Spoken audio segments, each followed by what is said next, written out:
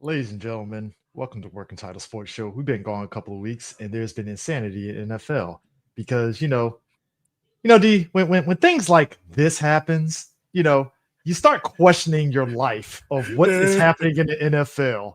And last night, look, that is probably the greatest Monday night football game I have ever watched in my life. And Chris, I laughed so hard at seeing the Chiefs lose. I love the unity of Twitter and Blue Sky football fans. We all cheered on this fucking game. held hands, walked down the street. It's a Bloods brand and new day. Crips.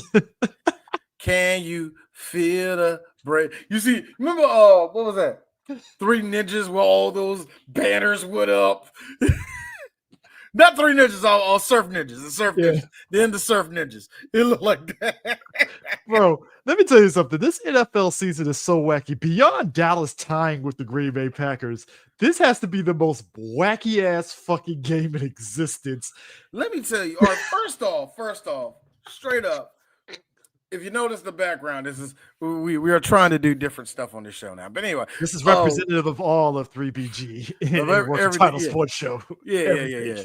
And I know this. Hold on, because Include the lovely lady at the bottom. no, what was I going to say? Yeah, but no. But that being said, there we go. Sid Vicious in all his glory. Anyway, the Sid. But no, for real. When it comes to this season, it is already proven to. It's proven 5 to games me, in. Dallas, it's proven to 2-1. me.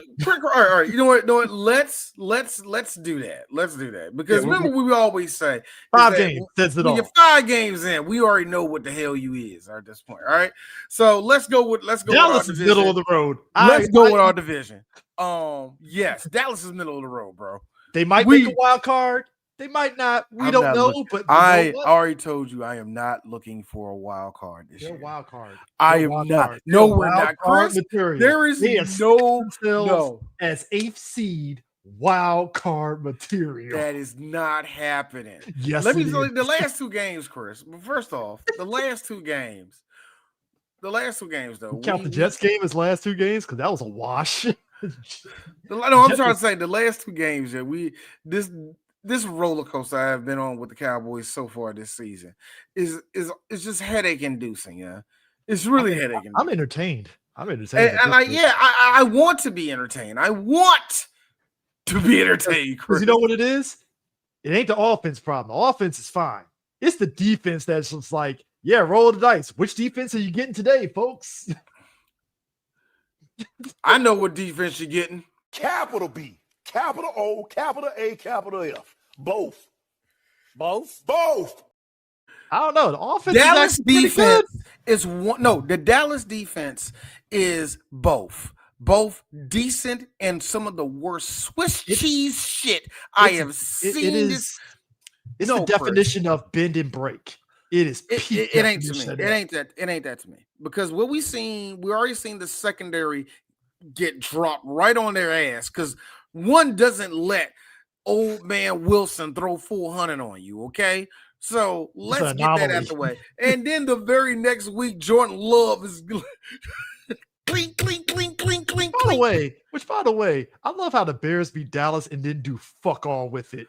It's the Bears. You know what?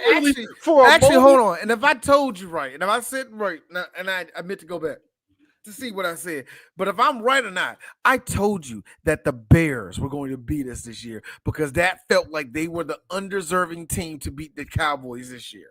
I already told you that. Think about it. It was in Dallas. No, it wasn't in Dallas. We was in Chicago, right, for that game, wasn't it? Chicago. Yeah, think about it. We're going against Kellen Williams, a dude that was raised as a Redskin fan. So he'd have made it his business to act like he actually had fucking skill that day, and he got us, yeah.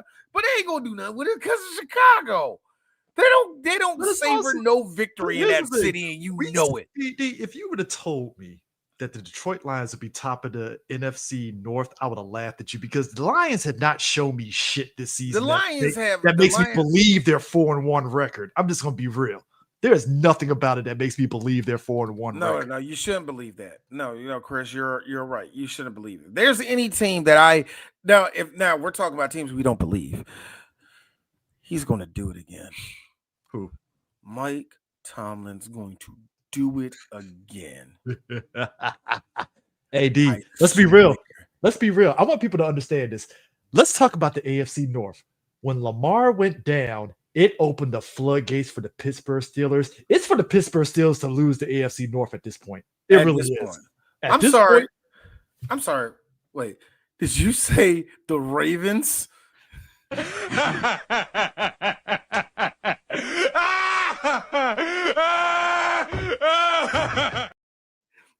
the other team? You have just opened up a new segment called "You Love to Fucking See It," and these two teams are up.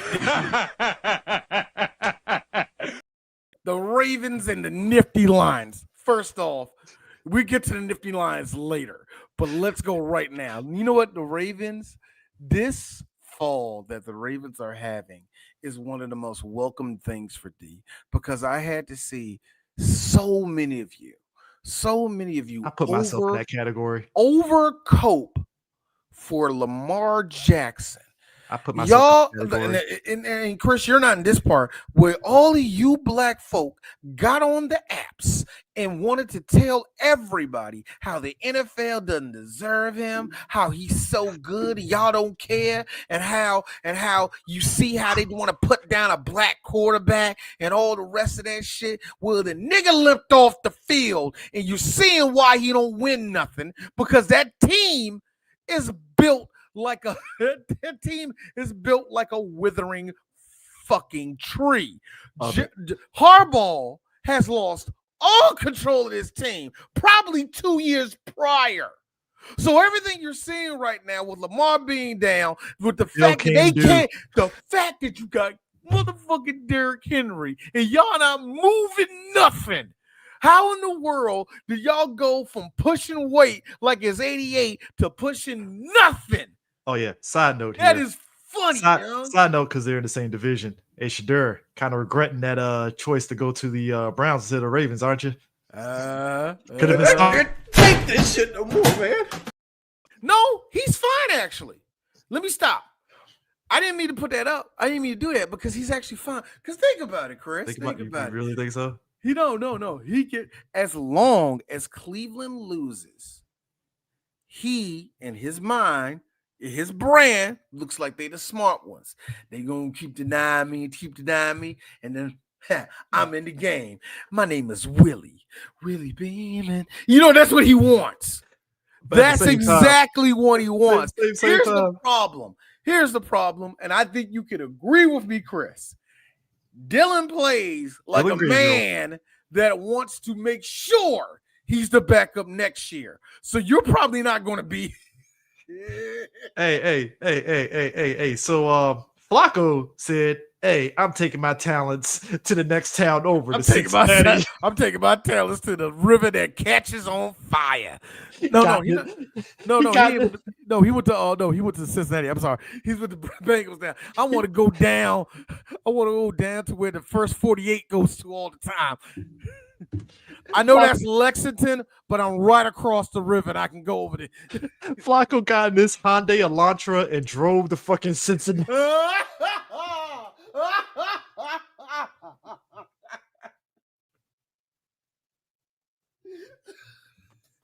You know it. You know he's starting that car up, man. Why I got a feeling that. All right, guys, I see it. So I'm outside of the club. Like, does that nigga listen to the Bowl Crusher? I laughed so hard. I feel like Joey Flacco goes to the stadium with his shirt off, driving to the stadium with his shirt off, cranking that at high. I done told you, I ain't never scared. He got a farmer's tan. He got a straight up farmer's tan. Aaron and Chris doing this. I ain't never scared hit the roof. You got to hit that shit at full volume or he's not going to be ready for the day. But you ain't lying. Pittsburgh Steelers are really going to do it. They are 3-1 behind Throw Rogan. And I'm just like, here's the thing. Maybe the stars are aligning. Chris, this is one of those examples where all you have to do is go forward and you'll be fine. there are times in life, and I don't know if I don't know if anybody had a dad like that, but sometimes your dad will tell you some shit like, "It's okay, son, just keep moving." Yeah. There are times in life where that's all you need to do. But we're gonna lose against up. Keep moving. Chris, you saw the long walk. Keep fucking moving, because as Impressive-ass long as movie, you by the way. move, you'll be fine. I love it just popped up on What's the Face, Young. I'm meaning to watch that. Let me tell you something, folks. A bunch of people say it's really good. So I'm ready to watch it's good, but just think about. I'm just gonna tell you this for folks that haven't watched it. Think of any worst case scenario that you could think of. If you're walking, that movie hits every check mark that you could think of. I swear to you. I'm watching it. I was like, Chris, oh my God. I got a question. Are there landmines involved? No, I wish it was. Fuck, see, then no, spiced it worst up. case scenario. No. Is there a rickety bridge? Kinda. Look, when I say worst case scenario, I'm talking you're walking, you get a Charlie horse. You're walking, you happen to do one of those. You know how you walk and you accidentally like that? Oh, yeah, that happened in this movie. It's like me and my boy Najir. We were watching that movie after it was over, and Najir was like, that scene with the Charlie horse. I felt that guy. I was like, bro. That's how you know I would never do that shit. Like, hey, no. No. Where was the pain, Jameis? Yeah, just pain. It was pain everywhere. So we got to keep on pushing through and being resilient. For real. DK Metcalf having a great year so far. But here's the funny thing. That's exactly what the Steelers need to do, and I mean this because there's no Joe Burrow in motherfucking Cincy. I will say though, Joey, because I know you're not. You have the opportunity to do the funniest thing ever. You have the opportunity to walk into Baltimore and into Pittsburgh and win a game. You have is he scheduled to come back? Flacco was taking over for Burrow. Yeah, I know, because that's what I'm saying. He has the opportunity the next year, because wait a minute, next time they play the Steelers, that's later on this season. I don't think he's gonna be a quarterback, but hold on, let me look at the Bengals real quick. Hold up. Bengals next games, they got the Packers and the Steelers. Yeah, that's what I'm saying. Yeah. But still, you got an opportunity to do something really funny, because there's the one thing I have learned about Steeler fans and Joey Flacco. They look at him as a poverty quarterback that can kick their ass.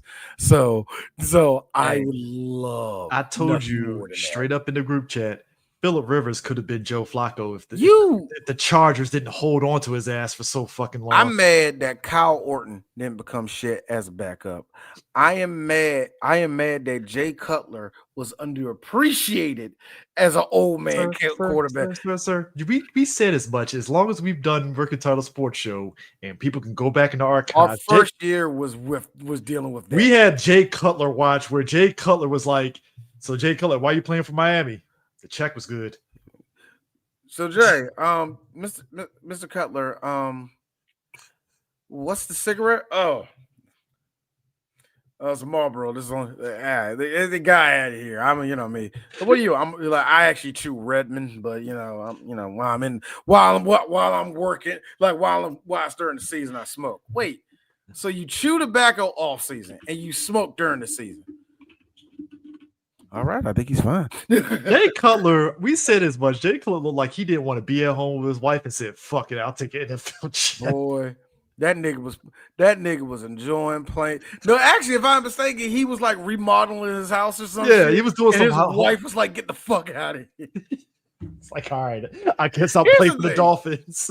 Here's the thing: when we was talking about Any Given Sunday, I laughed at the fact Eris was like, "Man, why the fuck his wife did that shit?" No, because there's two. Dennis Quaid's. Because there's two ways of looking at it. Number one reason is a Jay Cutler thing was like, Jay, listen to me.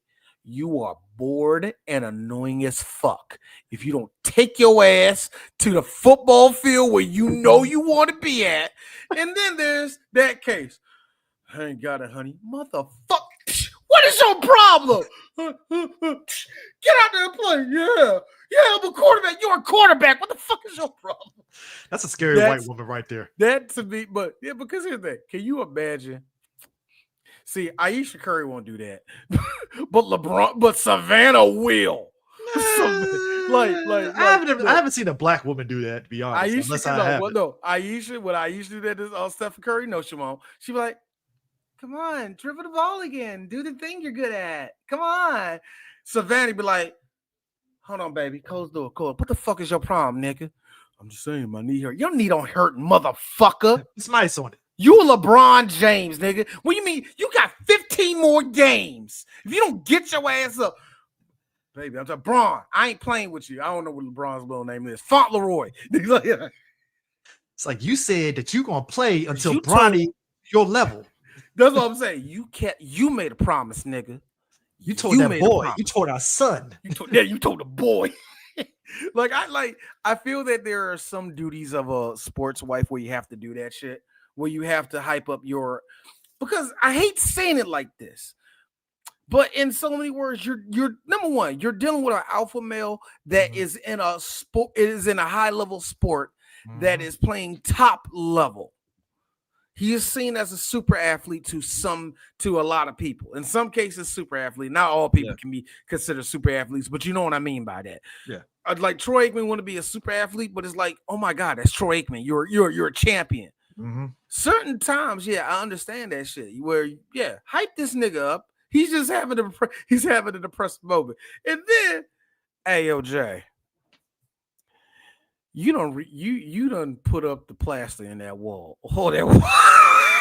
You ever see somebody? All right, that's like me when I know I need to be doing something important. I'm playing like cities or I'm playing like Skyline or one of the little world builder games. You know what I mean? Mm-hmm. And I'm just sitting there like, nah, delete the city. Nah, delete the city. Nah, delete the city. It's like, Dwayne, go to work. Yeah, I need to go to work. That's what Jay Cutler was doing. Let me ask you something.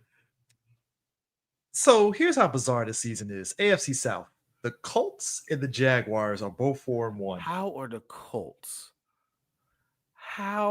Daniel Jones is the dynamo that we knew he was. Who knew? Daniel Jones just needed to be on a competently coached team. We've been gatekeeping the wrong person, man.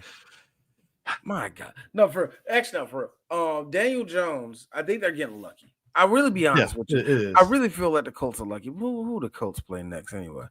They beat the dog shit out of the Raiders. The Raiders didn't have a chance in the game. They play the Cardinals next, Chargers, Titans, Steelers. They can go 3-1. They could. It's a possibility. That is a chance they can go 3-1 because they can either lose to the Chargers or they can either lose or win to the Chargers or lose or win against the Steelers. We said at the start of the season. That's crazy. We said at the start of the season the AFC West is going to be funny because it's for the Chargers to lose at this point, right? Oh, yeah. It is because I told you that it was going to be this way with the Chiefs, man. They weren't going to be number one this season. I already told you that was happening, bro. Let me tell you something. The Jaguars Chiefs game. Here's what made it funny. Mahomes was being Mahomes that game. Yes, that guy. Mahomes was being Mahomes that game. It's like no matter what Jacksonville was doing, Mahomes was able to Houdini his ass down the fucking field at will. Now, there was a bullshit play that the refs didn't call. It was a pass interference play when my man hit him before the ball even got there, and they never called it. And Lawrence was like, what the fuck? And I think Mina Kim's was like, oh boy, this is going to be the swing that's going to help the Chiefs, and the Chiefs ended up scoring. And I was like, well, fuck, I guess the Jaguars going to lose this shit because the Chiefs defense was pretty decent for the most part, right? If you say it was, nigga, because I don't. I'm saying decent. I'm saying decent. Up to that point. Yeah, up to that point, it was decent, right? And when you have something like that happen, that would deflate any team. But this is when all of us was like, oh shit, this might help Jacksonville. Kickoff. The Chiefs kick it out of fucking bounds. That's where's that put Jack? That's like the third out of bounds. I seen one in college. I think Aubrey kicked it out of bounds in our game. Kicked it out of bounds. You've seen that lately. And boom, Jaguars at the 40. And everybody was like, okay, interesting.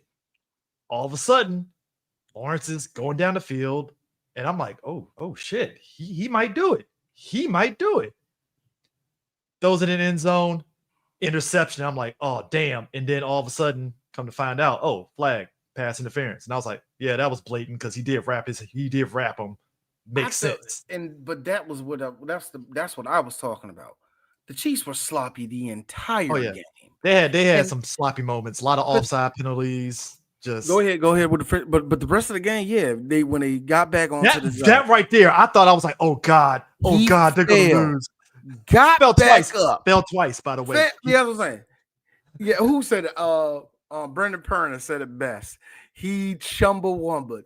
He fell down, but he got up again. He fell down. He did one of those maneuvers. You know how, like, when you're getting up and your foot doesn't quite grip the ground, he could have gripped the ground. He slipped and got right back up again, and still booked it to the goal line. I was like, oh my god! Let me find out. Sunshine still got a little bit left in him, because I've been telling you that, and I told you this a couple weeks ago.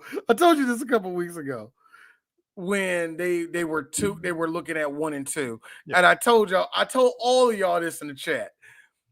You know what? The Jaguars would be good if they just stopped sucking. This is a game. Hey, look, the Jacksonville defense just stop sucking. The Jacksonville for like 2 seconds, they could win games. With the that interception that Jacksonville got and ran for a TD, I was like, well, there you go, Jacksonville. That's all you gotta do. Look at that competency. Okay, great. Oh my god!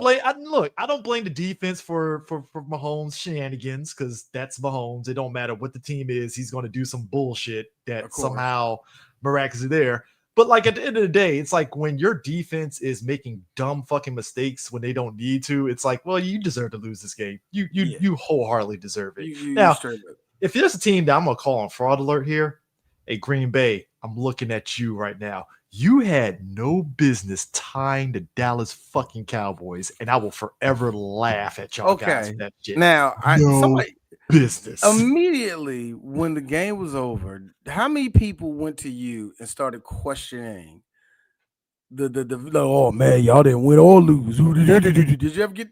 I got a couple people. All right, so for me, and I told this to everybody, and even our boy Dre was kind of upset about it, but I was like, look, this is just D because I watch soccer. I look at draws differently. But I look at draws differently. It was a boring game and nobody did shit to win. Mm-hmm. It was a bad game and neither of you deserve to win. Or wow, no time left. That's it. Good game, everybody. Good game. And I love in soccer, I love those, especially when it's like 3-3, 2-2. Sometimes, and this is the funny part, 1-1 fools people. Like, that was sorry. Sometimes a 1-1 in soccer is like, nigga. No, look, it was tense. This was one of those games. The same way. This is one of those games where it was more damning for Green Bay. Because if you think about it, when you look at everybody that before the game started, everybody's like, oh, Green Bay going to wash Dallas, whatever, right? And at the start of the game, you were kind of seeing that like, fuck, man, Dallas getting fucking, they can't get shit going. Not going to lie. I hopped right on college football saying, yep, we lost this game. And here's the funny thing.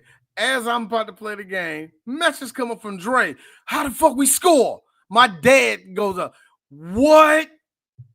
D. I turned the game back on, nigga. From that point on, from what was that? Like the 1 minute mark in the second quarter and on. All to end the game. Put it this way, that block gave a shootout. It was a shootout, but I think it was more like Green Bay was panicking because when Dallas made that like 13-point swing going into halftime, it was ridiculous. Man. It was like, I think at that point, from Dallas' perspective, is like, look, if we win, cool. If we lose, hey, we did something, right? And I think it was from Green Bay's perspective, it was like, the fuck just happened? What happened? And you could tell Micah was Parsons was a bit frustrated. Now, I would argue that. What did y'all win? That's what you have to ask. What was won? What was lost? What was gained? Micah Parsons actually looked like he got banged up after that game. He's not 100. Micah is not 100%. Let me make that very clear. He's not 100%. If Dak just high stepped one time, touchdown, game over. Yeah. Another one, which was probably the best play of the game and probably will be the best play of the season right now for Dallas, which was Micah Parson. Micah got off the block quick. I saw him. He got off, slid right past the guard. I mean the tackle. The guard is at this point, halfway grabbing him. Micah has all the extension in the world in front of Dak. Dak leaning backwards. Zip. Tolbert comes out of nowhere, tiptoes, bloop, nigga. I yelled it out. Holy shit. Hey, my son walks out the room. What happened? Like, look, Donovan. Hey. Like, nigga. Tree had the best sound effect. Holy shit. Oh, yeah, I say that every time I see one of those catches and to see if I'm right the following week with Tree. And I was right with that because it really was. Tippy toes, cradled. Hey, caught it? Let me tell you something. I was in the bed with the wife and I was like, and she was like, why are you shaking? I was like, you got to see this catch. And she just, oh, okay. God damn. I love how women, if they, and like, I don't know, like, I ain't actually your wife doesn't watch football, or she only it's likes background noise if she happens to see it. Fine. So she sees something with Dallas, like Thanksgiving with her family or with my family, she'll be there and she'll watch a couple of plays. So cool. That's weird. She's a Texas nigga. That's so weird. I would thought you would have said, hey D, she's a Texans fan. And we cannot. Nah, she Dallas. No, I had a feeling like it. Oh, so she was raised Dallas. That's fine. Yeah. I meant to ask her. She lived out in the suburbs outside Dallas. So I meant to ask her pops because I heard, they're like, oh, outside Dallas. I heard they, some of her friends from Fort Worth and all that. I was like, oh, Dallas folk. You know what I mean? I meant to ask that question, but whatever. Her dad is Chicago. See, that's what I'm talking about. Because he's from Chicago. He's from exactly Chicago. What I'm talking about, though, nigga. That's exactly what I'm talking about. Anyway, but even with my wife's a Steelers fan, and she will go, but she's a Steelers fan, so come on, Steelers fans are. Hey, got Mike Tomlin. Steelers fans are Cowboy fans with the all right. If us Cowboy fans are narcissistic assholes that are still rolling off of a win that we got in 1994, Steelers fans are the same way, but they act like they never won nothing since 1994. That is fair. It's like I still feel like that ain't nailing the point I need to make with them. So, but here's the thing: my wife respects football, so it's like, yes. Hit that nigga again, that type of shit. But yeah, nigga, that catch was insane. Yeah, but anyway, but after that game was over, so many questions came up. And if you were Dallas, of course, we saw that as a victory. There was no way getting around it. Now we were going to play the Jets. I was like, well, the Jets. That could be a trap game. I was really thinking that trap game. No, we immediately hit them niggas in the teeth. We immediately pushed them in the teeth, threw them in the locker, and said, "Nerd." I was watching it on the fantasy. I was watching on the fantasy football, and I was like, "How the fuck is Dallas struggling?" Right? So I just said, "Fuck it, I'm gonna watch the game on my phone." No sooner I turned in there, Dak throws a touchdown. I was like, "Well, never mind. All is right in the world, I guess. Never mind. False alarm. I'm like, what the playing the Jets? I keep forgetting. No, what game really pissed me off? Hey, Buffalo. I'm not saying New England is sorry, but what the fuck is going on with you guys? Like, I know what I got to say to Buffalo. You blew it. You had it all and you blew it. You mean to tell me that this team was beatable the entire game, and for whatever reason, Jared Allen said, Tony Romo it is. Brick wall. I don't understand Josh Allen. When I say somebody, look, this comes from somebody, both of us. We love Tony Romo. When we say full Tony Romo, that is, I'm going to be the hero of the game. And somehow make it worse. You let Mr. I'm a Disney All-American kid, Drake May, look like the greatest quarterback. Can I say something about Mr. I'm not familiar with Drake May. I'm not familiar with him. I say this as a dude that's seen him play in North Carolina, and they was making all this noise about him. I was like, Drake, I got to be real. I don't see you. Mhm. I don't see you in the NFL. And if you do make it, you're probably going to be bench fodder. I don't know what you're going to be. And I have been pleasantly, happily, and I will eat all of my crow. I am glad that Drake May came out as hard as he has. played very I'm not saying that this nigga's not perfect, but the way he conducted that last game, it's like, nigga, you might be here for a while. And I love it. Mistake-free ball. Mistake-free ball. I loved it. He didn't throw a touchdown, but like, do you really need him to throw a touchdown? No. That is a problem, though. How the fuck do you have one of the? How the hell you want to plus yards, no touchdowns? How do you have that? That's my name. How you have the dude that impregnated Cardi B, and you still didn't make a touchdown with that nigga? I gotta be real with you. That is a problem. I think that's what it is. I think Patriots right now. But you know what? Patriots right now. Yeah, that's what I'm saying. I think with the Patriots, they're like, okay, look, we're not going to have Drake May slinging the ball like that. We're going to trust our run game to get us into the end zone if he can get us close to the goal line in some way, shape, or form. And that's all it really was. It was like, all right, check downs, slant plays, 5 yards here, 3 yards there. Oh shit, we're near the goal line. All right, bet, run that shit. But what really did it though, when they needed it, deep bomb, Stephon, boop, didn't drop the ball. Stephon was on it. Yeah, he was. And I forgot Stephon was playing for the Patriots. That's how I'm saying. I'm like, oh, okay. I'm like, Diggs. I heard Mike Tirico yell Diggs. I'm like, wait, Diggs. So it might be a situation where in the AFC East, it's going to be Buffalo and New England. Maybe. I don't think. Now, here's the thing. As much as I'm liking how New England looked, I don't think they're going to. I see wild card possibly. Yeah, that's about for right now. I see wild card for them, but the one thing I'm loving right now is the Dolphins. I can't take this shit no more, man. Boy, Chris, shout out to one of our boys, and we're going to see him later this year. But I have to give a deep shout out to our ex-player Rico Dowdle. Rico ran for 206 yards and a touchdown for the Panthers to beat the Dolphins. It was one of the few times in my life. Actually, this has to be the only time in my life where Cam Newton is not on that team that I was rooting for the Panthers, because that game showed me why the Dolphins. Yeah, you and I were right. They're about to be terrible.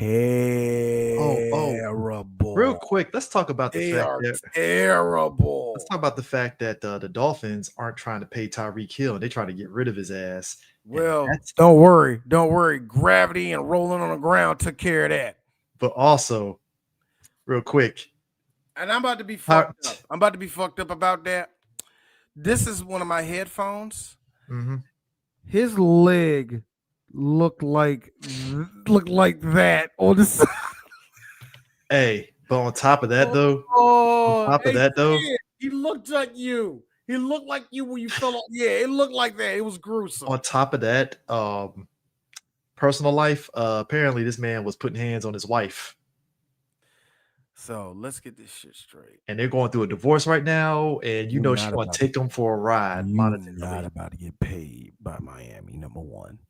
Number two, that for a world-class sprinter like you, that's probably your career. Because I love you, Tyreek. Outside of your speed and height, you without speed, why do I need you? You just DK Metcalf that can't get open at that point.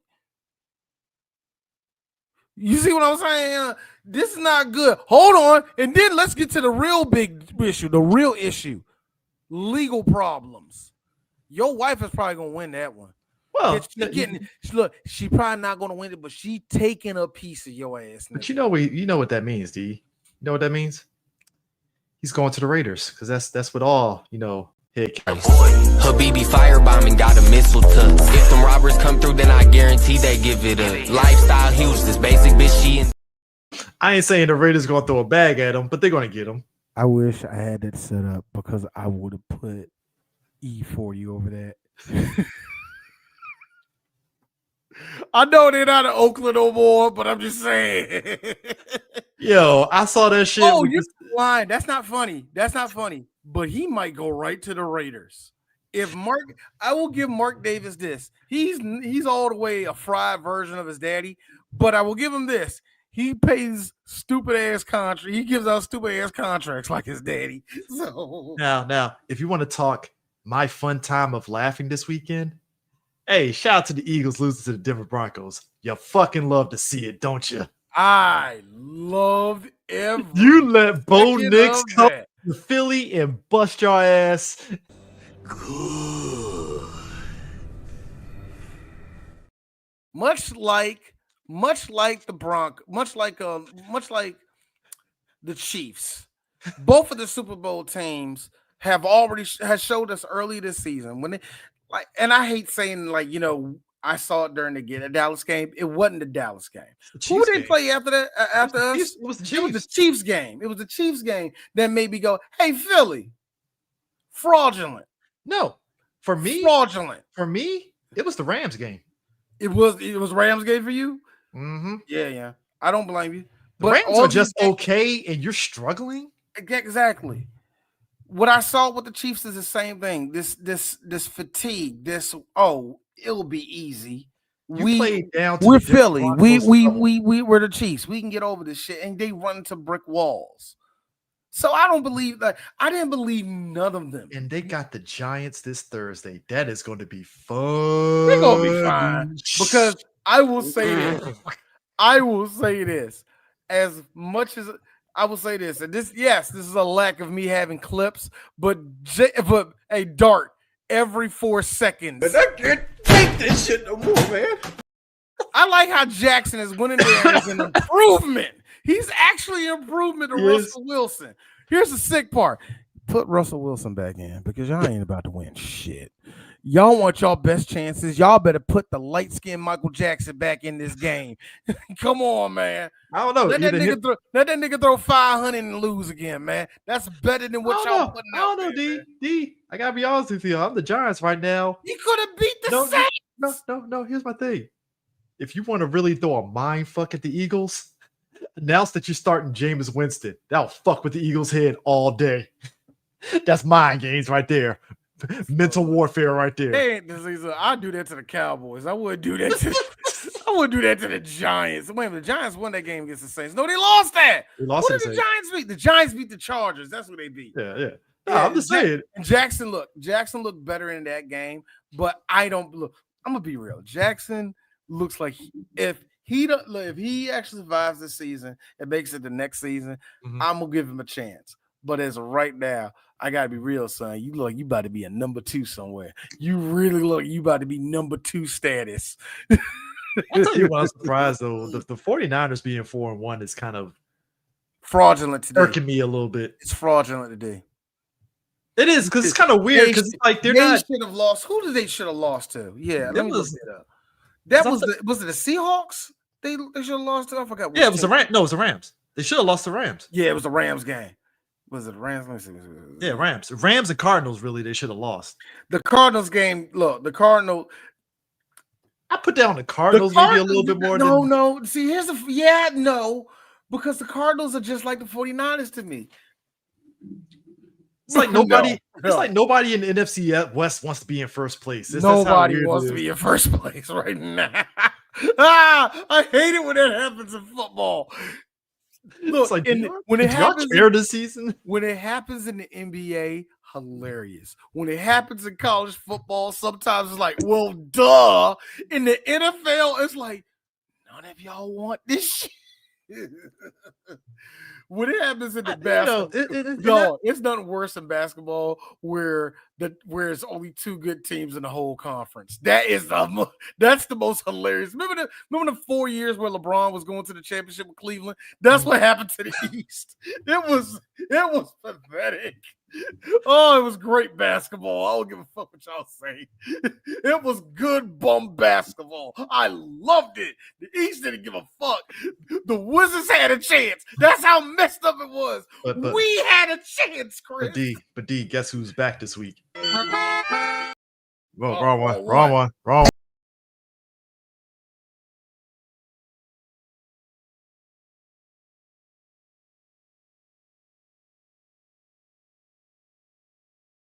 Field cooking the Seahawks. 300. It was 357? 379, buddy. 379. Yeah, 379, nigga. Cooked the Seahawks.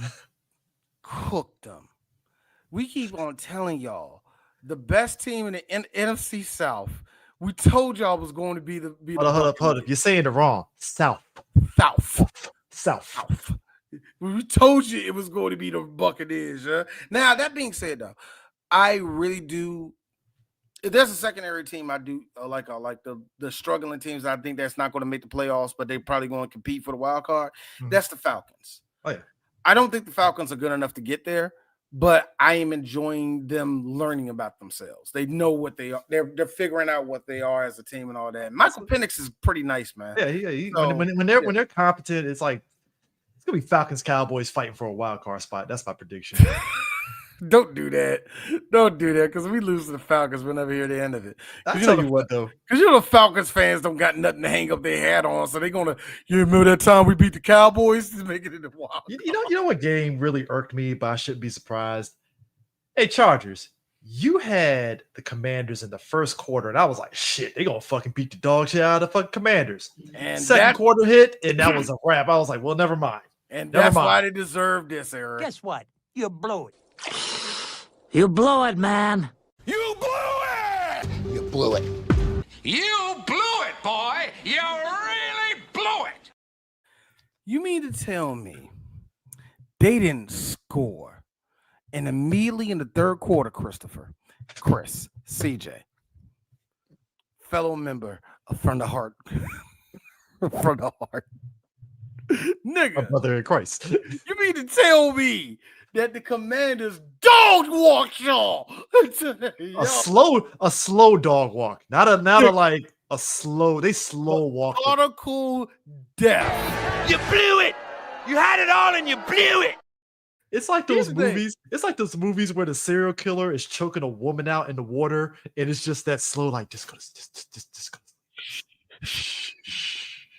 No one of them jokes. It's just the bubble just goes bubbling. Just goes to. Dog, I do not understand how these niggas. Listen, I don't root for the Commanders to lose anything. No, I want their success. I don't care no more. Yeah. I'm beyond giving a fuck if they want to lose. But it's always entertaining to me to see the Redskins on one knee, and I'm like, yes, bueno. This is where you belong. Look, I ain't gonna fake. I'm still a Cowboys fan. That is where you belong, dog. On your knees. What do you mean to tell me they back in the game? How did you let them back in? Oh my God. You know what, that was so frustrating. It was because I didn't see the funny part. That was the only game I did not see in the NFL until this morning. Oh, the only I walked in work today, right? And one of my coworkers said something like 40-40. I'm like, nigga, like we passed that, right? But it was like, I didn't see your game. He's like, yeah, you gonna like that shit. You gonna like that shit. I'm like, why? And when I looked at it, I'm like, you mean to tell me the Diamond Dogs didn't do nothing? The only reason why I knew that they won, I was at a Chris Brown concert helping Live Nation, right? Obviously, everybody across from National Stadium is pre-gaming, as you do, right? Everybody's, watching football, drinking or whatever, right? Seeing these niggas, their girlfriends like, yeah, Commanders, we in there. And I was like, the fuck they happy about?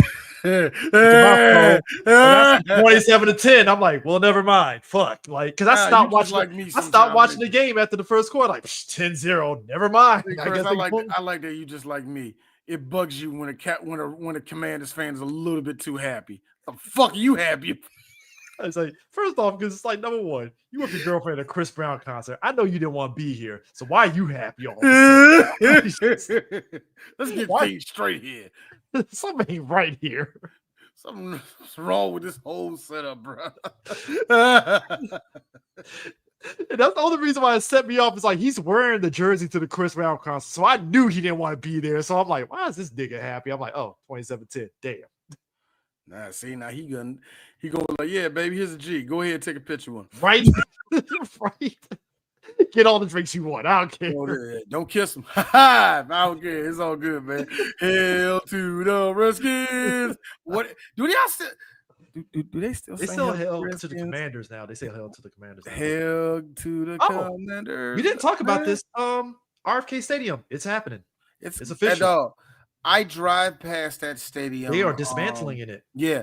I drive past that stadium every now and then when I got to do a delivery up in Washington.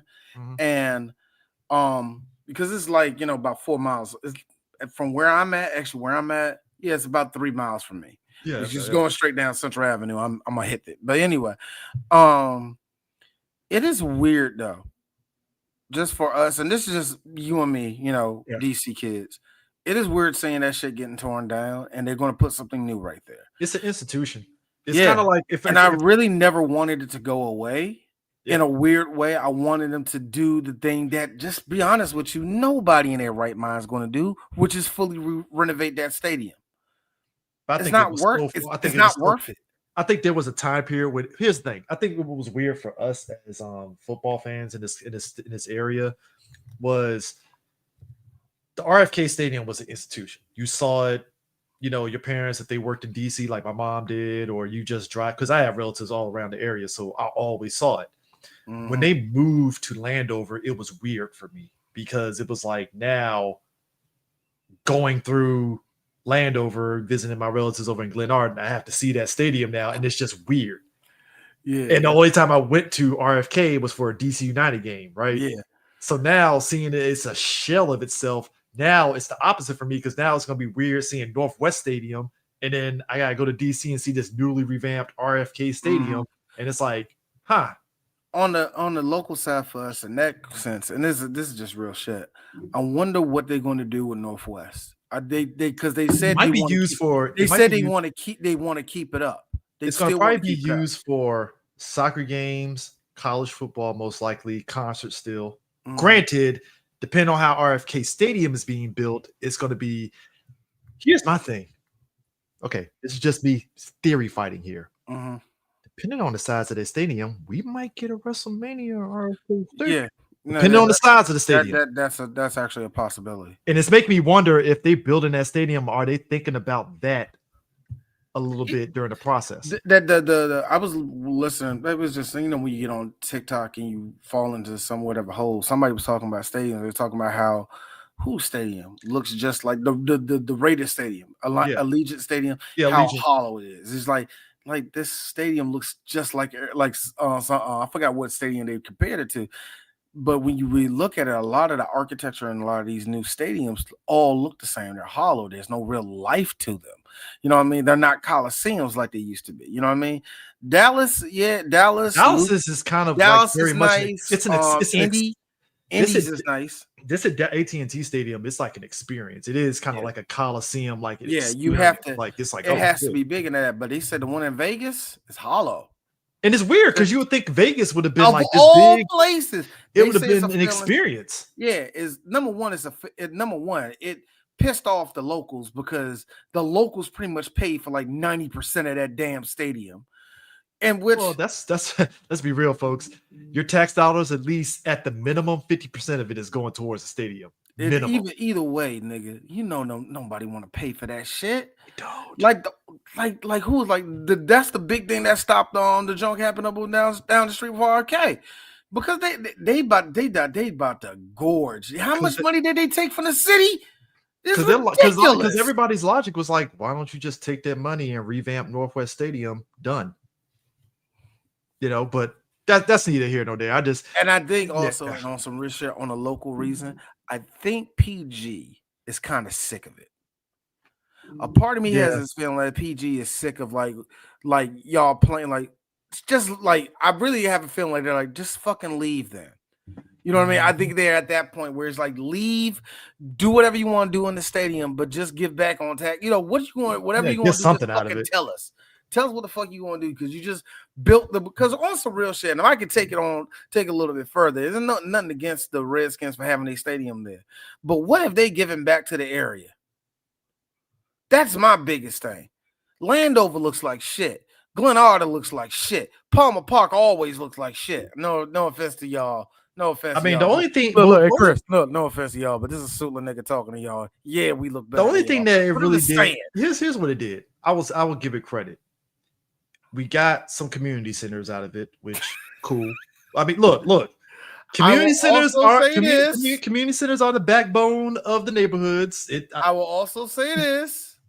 Yes, Snyder did keep the stadium looking nice from the outside, but the new owners, I can tell that they're trying their damnedest because the new owners, good. I heard it looks better in the stadium now. No, I it's heard better now. it looks. I mean, looks a think lot about better it like in the this. stadium now with the new owners, but I can tell that the new owners know there's money to be made out here.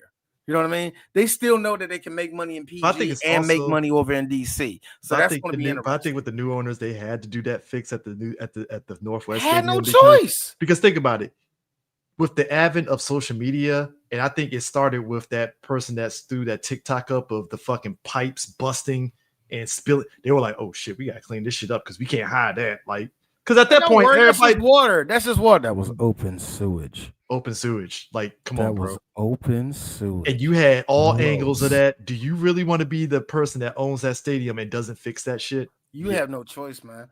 And then on top of that, like I said, they're going to still use it for soccer because that's because you can fit. Oh, that's a big deal. You can fit 80,000 people in that fucking stadium. Yeah, but here's the problem. But this does reach another big problem. See, the World Cup is coming here.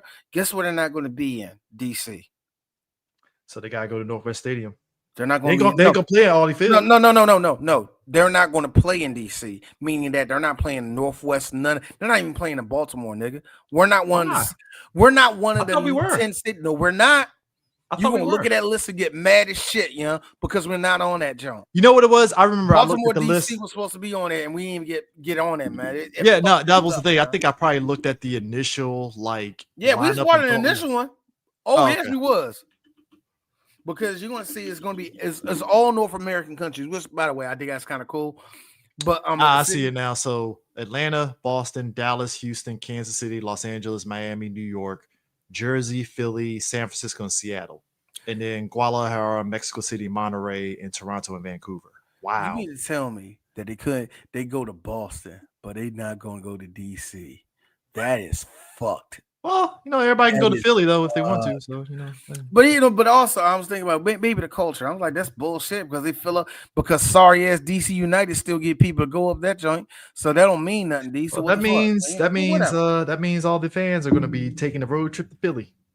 Yeah, but that being said, there's a lot to be redone with that shit, man. But seeing just the outer skeleton of RFK. Oh, it's surreal.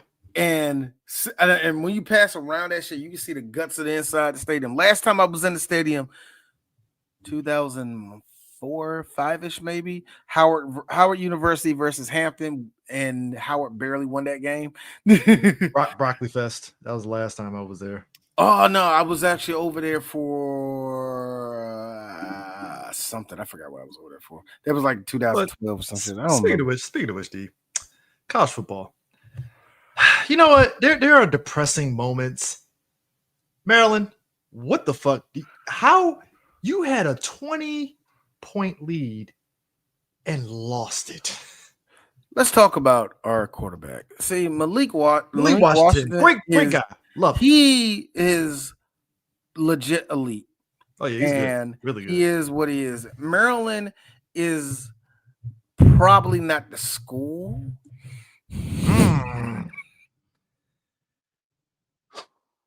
Probably not the school. Because I say this as the nicest way I can possibly say. There is a chance that they can put together, Loxley can put together a team in the next 2 years. And I say 2 years because you know how NILs go. Yeah. And you know how that transfer portal, just smells good when there's an opening. So I put it to you this way. Malik Washington stayed all 4 years when I played him on college football, so there's still shit. And I only been to Chris. I only made it to one bowl game in those 4 years, so there still might be a chance. But no, seriously, what happened to them and what happened to them losing to Washington? It was the thing I'm concerned with Maryland. is that number one, they have a problem with holding leads. They had that problem last year. And number two, are they good enough to beat one of these harder teams? You still got to go against Penn State, despite them fucking choking. I get to that in a second. And you still got to go against a Michigan, or Ohio State. Well, no, like the rest of this, you still got to go against a USC, a UCLA. You still got going against teams that are legit better than you. So Maryland and fucking Indiana's nice this year. But the thing about the Big Ten, the thing about the Big Ten is, you have to keep your foot on the neck of these teams when you get a big lead. You can't falter. You can't slack. You got to get points however you get it. That goes triple in a game like this against Washington, somebody that is in the Big Ten. A lot of people kind of forget that. They are in the Big Ten too. So it's like, yo, you can't lose these games. You can't. You gotta they gotta beat Iowa. They gotta beat Nebraska. Well, yeah, because the rest of the schedule, they have no choice, but they have to win these games because they want to be respected. So they got Nebraska next. They got UCLA, Indiana, Rutgers, Illinois, Michigan, and Michigan State. I'm gonna tell you right now, all those people you just said, Rutgers and UCLA are probably the only teams they can really beat. I can see them going. That's 7 games. Now they can upset Indiana, but no, I don't think that's going to happen. I think Indiana is the team that's supposed to upset the stronger teams this year. They might hit 4-3 during that stretch. I don't think they will, because I think Nebraska either 3-4 or 4-3. I think they lose. Hold on. Let me say that. Let me see. I think they're going to lose to Nebraska. I think they'll beat Nebraska, lose to UCLA. UCLA, despite now that win they got over Penn State. Yeah. I want to say don't read too deep into it or nothing like that. It's just that win was a spiritual win. They needed that because their coach just got fired. Yeah, their coach got fired. There's only, if you notice the stadium, that's how the stadium looked the whole game. 50% capacity. Jeez. And yet they had it in them to like, nah, we beating Penn State today, motherfucker. This is happening. So I think they can beat a UCLA, but a lot of the stronger teams in the Big Ten, they ain't got it, man. Michigan State, they can probably beat them, but I don't think this year they can. You know what I'm saying? The game that had all of us literally laughing that it happened. Florida upset Texas. I honestly, God, thought Florida was going to shoot themselves in the foot, and they didn't. I was like, oh, shit. Oh, Archie. Let me tell you something, Arch. If your name wasn't Arch, nobody would give a shit. If that last name Manning wasn't there, no one would give a shit. Let me tell you something, man. This is not your fault. I blame several groups. Number one, the usual hype group around any of you Nepo babies. There's no offense to any Nepo athlete. That's just how it is. You know what I mean? Oh man, you're gonna be like your daddy, your uncle, whomever. That's just how it is. You know what I mean? I got super pressed when I realized that it was wrestler Braun Breaker. When I found out Braun Breaker was a Steiner, I was like, how good is he going to be? Knowing damn well that I saw several other sons of wrestlers who crashed and burned.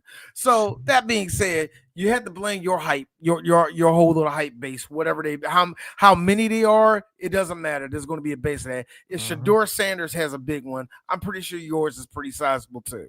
Number two, the other people you want to blame is good old Texas Longhorn fans, because each and every one of you couldn't wait to get rid of yours so you could put in freaking Arch Manning. And now y'all ain't ranked, y'all ashy, and everyone's laughing at you. The third person you want to blame is the press, Chris. Yep. Because the press really thought the name Manning. They crowned him before the fucking snap. All I was saying, when you asked me earlier this season, who do you got? I'm like, I'm wondering, I'm questioning Texas. I want to see if they're actually good. And it wasn't because of Arch Manning. It's because I like their defense. Their defense has proven to me that they got some fucking holes in it, but I think they're workable. I think you can buff those out. Arch, you are a detriment right now to your squad, bro. And here's the worst part. I can't blame you. Here's the thing, I dude. can't blame you for your position, but Texas need to bench you before you look more bad, work worse than what you are. And in fact, That's all I'm saying. it might be a situation where he's going to probably tank his prospects at NFL. Oh, I don't look. Don't even think. Let's not even get that far, young. They still like. Here's the thing: Texas still has a chance to get a bowl game. Oh yeah. Let's not act like let's not. If there's anything that he can do, it ain't. I forgot. It's a college player. This is on the coaches. Yep. You need to get this boy in a position to win. And I can tell you, as a nigga that don't like Texas, I can tell you right now, y'all ain't scaring nobody right now. Speaking of scaring nobody. You know, the Bill Belichick could have been chilling somewhere in Cabo with his 16-year-old girlfriend, drinking Mai Tais and shit. Sir, she is of age, okay? You respect. This motherfucker going to North Carolina and just embarrassing himself. Folks, do you know as of right now, Hulu canceled the North Carolina documentary that was supposed to be following along the team because of how. I got a question. What the fuck did they think they were going to get out of that shit? Because it's Bill Belichick's team. That's why. No, really. This always happens. They're too. Now it's kind of funny. Clemson came in and said, "Bitch, you thought just."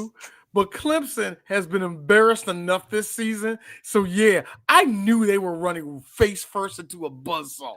We all knew that was. I didn't think it was going to be a 38-10 route, though. Nigga, I was like, damn. I knew it was, man. Dabo's mad that he only got 4 stars on his squad. He was coming for blood, dog. That was happening, nigga. Here's how sad it was. Dabo got all his anger out in the first quarter and then chilled out afterwards. Chill the rest of the game. He was like, all right, we got 28 points in the first quarter. All right, we're good. We're fine. I didn't get any pictures of it. Shout out to Cincinnati over Iowa, man, because that was a good game. I didn't think that was going to happen. Another good game. Barely beating Kansas State. Good back and forth. I actually really enjoyed that game a whole lot. Chris, we do have one more feature, and that's this feature. Stop! He's already dead. Shout out to South Carolina State for beating the living shit out of Savannah State, and shout out to Kent State Flashes for people going, where the hell is Kent State at? They got they shit yoked by Ohio State. And finally, the other game I had down there. Hold on, what was the other game I had? You not Penn State? There we go. Texas Southern won 51-7 over Arkansas Pine Bluff. And yeah, stop. They are already dead. Now I've seen worse, but those are Division II, and I'm about to do all that shit. Yeah. So yeah, man. But the whole Penn State gets my. I told you, they're my low. Them and the Ravens are my locality. James Franklin may be out of now. A lot of people are talking about James Franklin, the coach. He could be out of a job. Mm-hmm. Come on, y'all gotta calm down. But then again, this is high level football, and Penn State has been spinning their tires for the last 2 seasons. So there might be some truth to him there being his seat getting hot. I would believe that. So yeah, I mean, look, you know, seeing that score, I was like, yo, Penn, you just let UCLA come in there and just snatch victory from defeat, huh? And then hold on, and the worst part about it was, Chris, is that the way it almost felt like Penn State didn't put up a defense for it either. They really didn't. It really felt like they just let shit happen. They just let that ass whooping happen to them. That's what it feels like, yeah. But yeah. Oh yeah. Side note, Georgetown barely got by Morgan State this past weekend. I'm sorry, Georgetown has a football team. Yeah, they do. I have to be reminded of that. I'm serious. I keep forgetting that Georgetown actually has a football team. I don't even know what these niggas practice at, but they got a football team. Do they just practice on the American?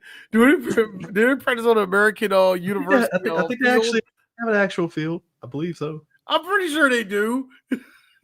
not saying that they You know, don't. Georgetown feels so secluded, like off in the hills and shit. I'm like, all right, I guess they got a feel. I like how a lot of transplants are coming into DC and they're saying that that Georgetown sucks. Anyway. Man, it is what it is. I mean, look, if we're looking at it right now, so right now, North Carolina Central is in first place, and Howard's right behind them in the MEAC. Really? Yeah. Yeah, it's North Carolina Central 4-2, Howard 3-2, Delaware State 3-3, South Carolina 3-3, Morgan State 2-4, and Norfolk State 1-5.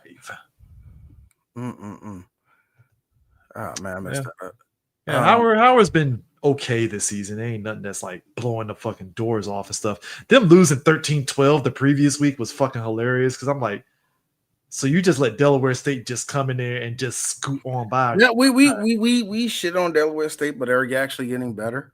Yeah, we do. As for the SWAC, out in the East, leading in the East is Alabama State and Jackson State. They're both 2-0 right now. And leading in the West is Prairie View. They're 3-0, but Texas Southern, after beating the shit out of Pine Bluff, is 2-1. So, yeah, this is a little bit tight. But don't see that clear up a little bit. We got to talk about this WNBA. So, I forgot about that. Yeah, Nafisa Collier from Minnesota. She fucking let the chopper loose on how shitty WNBA leadership is, and it opened the floodgates of people finally talking about the issues of the WNBA. And I was like, thank you. So it's messy. Don't get it twisted. It's messy as shit, but fuck it. So Kathy Engelbert really is feeling her shit where she gets to go to all these women and pretty much say, you should be kissing my fucking toes. Mm-hmm. Here's my thing. When it came out that she pretty much said that Catherine Clark should be grateful that she's in the W. Do you know? And I'm with Cameron. You do realize Ice Cube gave me 5 stacks to be with them, and I said nah. Then they came back with 15, and I still said nah because I believed in the WNBA. You going to see you this don't believe in me? That's so wild. My girl said it right. Bush League. It is bad enough that we got all these. It's bad enough that what we're seeing with like, first off, can we talk about how one of the bigger problems I have is that these girls have to have their skull cracked on the fucking hardwood for y'all to blow a technical foul on each other because y'all don't want nobody's feelings hurt or some bullshit. Asia was saying that.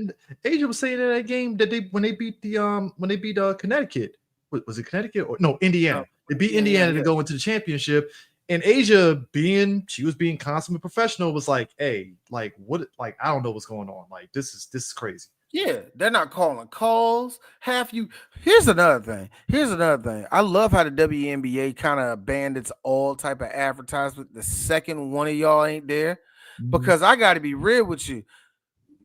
I was one of many people. Indiana made it? Right? I'm not even joking. One of my boys at my job watched the WNBA a little bit more than me. And he was like, man, Indiana made it. Like, Indiana made it? Fuck out of here. When? They did? You know what I mean? When they got rid of the whole thing that's going on in New York, with how New York got rid of their coach and all that shit. Even that's steeped in WNBA political bullshit. You got rid of a coach that got you to the championship. That's it's so bad that even Adam Silver, everything doesn't make any sense with this damn league. I'm sorry, Chris. Here's how bad it is. Adam Silver is just like, yeah, we need to clean this shit up because it's bad when the NBA. Because two things. A part of me thinks that's Kathy Engelbert's plan all along for the men to come in and finally fix this shit. Well, that's what white women do, D. Come on now. That to me, that's a pure white woman move. But a part of me does think that on a weird business side that they wanted that to happen in the first place because they didn't want to take up the mantle and do all the rest of that shit. But it's really sad to me how the league found different ways of not only capping themselves, but capping the women in there. And we've been off and on kind of saying that for the last few years, Chris. Nothing too, because you and I are in the same boat where we want this league to thrive. Yeah, we see we want but it. for some reason, Chris, have you ever thought why we always come to the same conclusion? So what do they need to do, D, to get better? Why do we keep asking that question? Because they don't want to get better. No, they just want to flounder in mediocrity. That's all it is. That question every single year with the WNBA. We come to like, who won the championship? This and that, all the way. Yeah. Hey, yo, Chris, I didn't know the championship was even going down. You mean to tell me that this sport, especially now, and I mean this in the most sexist way too. Now you got the pretty girls playing basketball. You mean to tell me y'all still can't push this? Aces and Mercury. Good games, by the way. Chris, I hate saying this. You got all the good-looking tomboys and lesbians out there, and for some reason, you can't sell once at anybody. I love Asia Wilson, but her getting dogged out by my boy Teague, how Teague dogged her out. We shouldn't be all agreeing with Teague because y'all give no presentation to these girls like their game is a threat when we all know that these girls' game can be a threat. Now, I'm not saying she can beat anybody. We already went through that. She ain't beating no NBA player right now. But still, the fact that WNBA is not there to back it up, but y'all there every time there's a minor victory for women. It's like the little micro celebration, like, yeah, we're on TV now. Nothing can stop us now. Bullshit. Like, yo, no. You got fans who are sleeping at the games courtside, dildos getting thrown into the middle of the court. Hold on, Chris. My favorite thing that I've been saying for the last few years: tumbleweaves on the court. You got bonnet shit is this, nigga?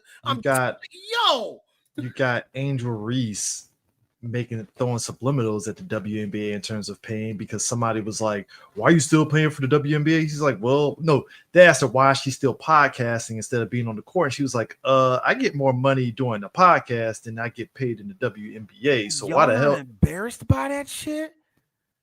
Y'all not embarrassed by that shit?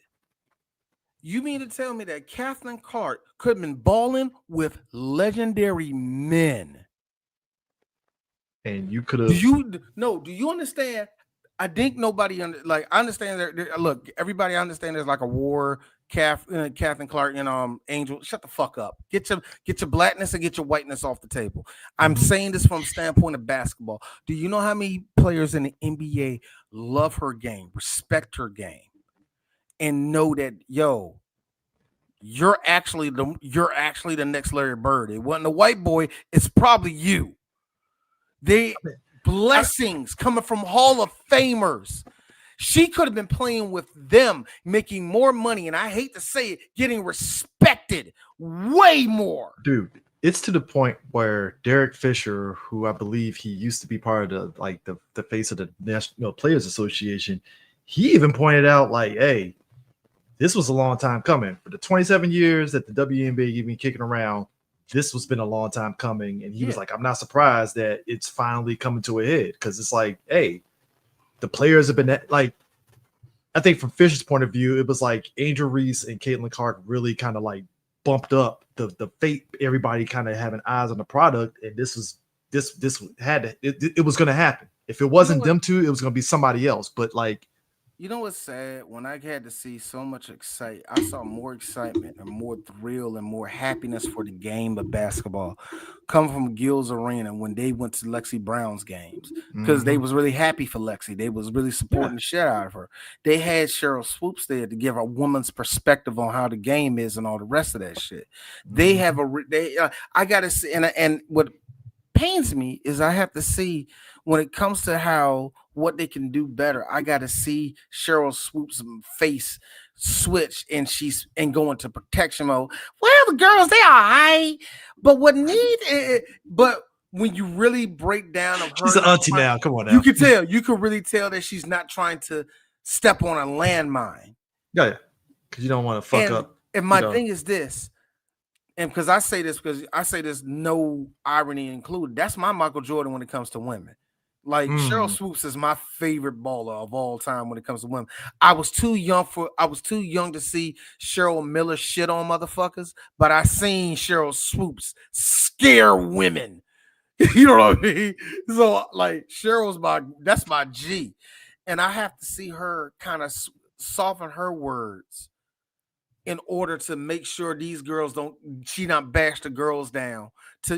Everybody does that. Well, we want to see the game improve. We want to see this. Nobody, and everybody's not saying the harsh thing that we probably should have been saying here, Chris. This league is dog shit. We should have been saying that 10 years ago. And you know what we were doing? We were running defense for the league that didn't want to run defense for them. We out here telling all these niggas stop being sexist, stop being this, stop being that. I love how my boy Tank stayed on my ass with that shit. And I always told him the truth. I have words for it, but I don't want to say it because I'm just telling the truth. I don't want to have my words go out there sound like I'm negative. But when I tripped over that video of that girl explaining all this shit a month before all this broke down of how this whole league is a Bush league, I was like, that's how I feel. And everybody's like, holy shit, yeah, I want to see this league improve. But guess what? The league don't want to improve. Yeah. They want Adam Silver to come in here and save it. And guess where we at? We're here. Fucking sad, bro. Look, if it was going to happen, it was going to happen. Now we got we only got like one or two more things to talk about. Real quick, let's get this one out the way. Yo, LeBron, we knew you was going to come out there and bullshit. But that being said, I really hope the Lakers take that all the way to heart. That LeBron is not the number one no more. This is Luka's team. It's gotta be Luka's. Treat me like a number two. I am not a leader no more. I am 41. I'm going to be 41 this season. Do not treat me like I'm a don't treat me like I'm a superstar, but do not treat me like I'm one of these starting kids that need to be in front. I'm with that. And that being said, I really hope that works out for the Lakers, only because I would like to see LeBron win one more before he go out. I like to see him go out like Kareem. You know what I mean? Just get one more ring before you bounce out. You know what I mean? But I don't look. You seen the Lakers front office, well wishing. You know what I'm saying?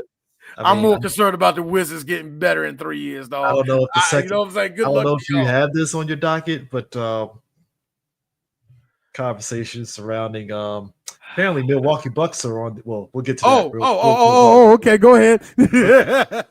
Apparently, the Milwaukee Bucks are on the clock with Giannis because, like, Giannis may try to take a crack at going to New York, but a lot of pundits are saying that if New York were to try to get Giannis, they would have to give up a lot just to get him. I heard that another place I heard some people said Miami, but they said that's probably not going to happen because Giannis don't want to play in Miami. A big one, what I heard was, and I think that's gone out the window, which was the Spurs. I think that's done. I think that's not going to happen. That would be crazy. And another one that they said was the Lakers, of course. And the Laker one can happen, but 5 things have to happen perfectly, in my opinion, for him to go to the Lakers. And that's even bigger if Luka really believes staying on the Lakers is the right thing to do. I think Luka, personally, if I'm Luka, I'll take the shit. You're a Laker. Yeah. You're on television every night. You know what I mean? So I would take that, but I don't know. We don't know what Luka's future is going to be. And that's right not to really speculate on the Lakers being the thing.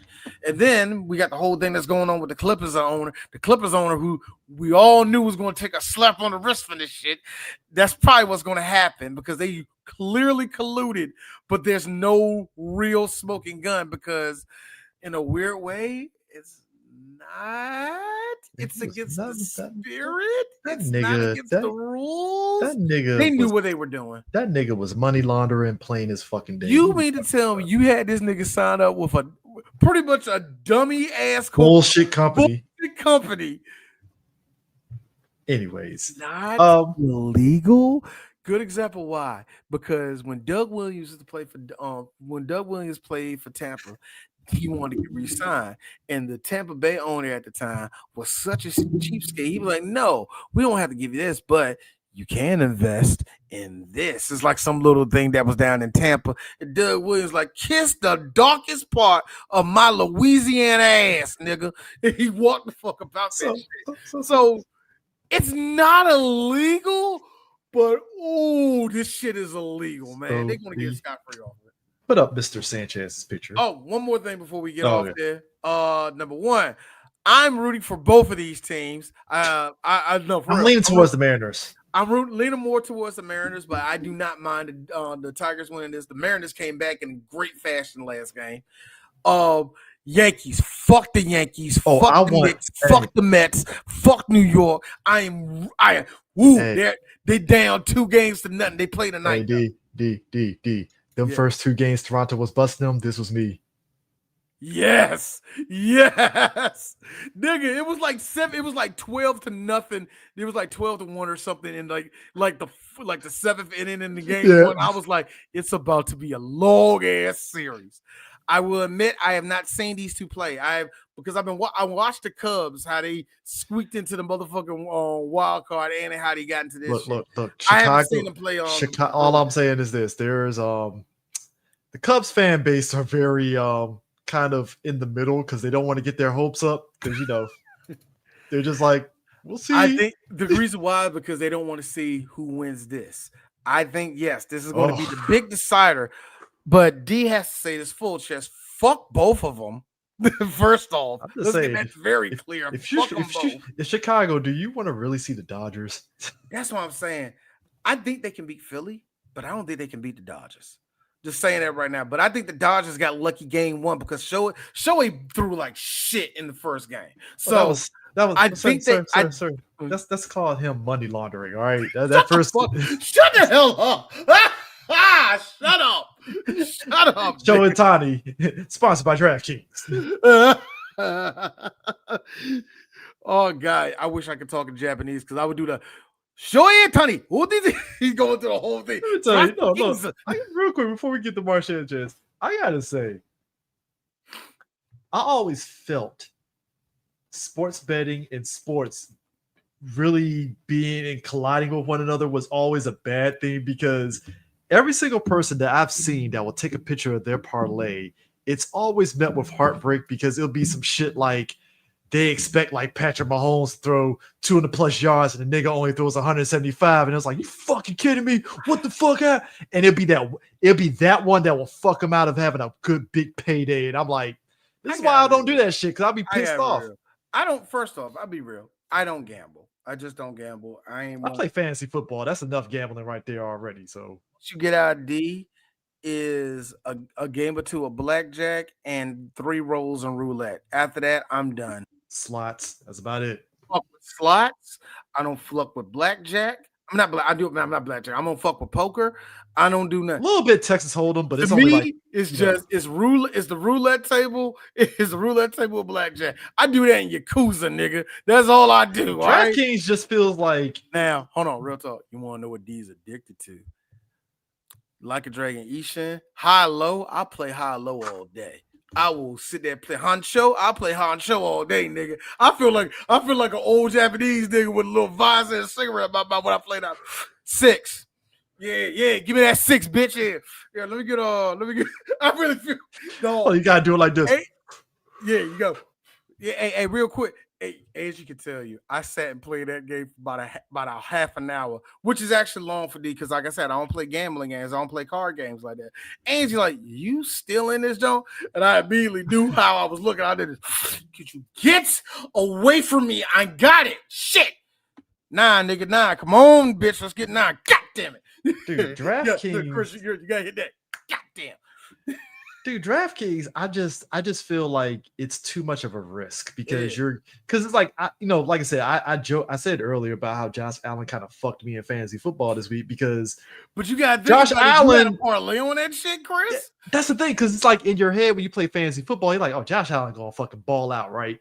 And then when he doesn't, but he still does decent, you're kind of like, the fuck, man? Because it's like if you would have told me Dak had the better numbers than Josh Allen, I would have told you get the hell out of here. But like that's what happened this week because whatever, right? I told somebody, my coworker, like, Dad, why you don't do that shit? Like, nah, I don't do that shit. Damn, nigga, why?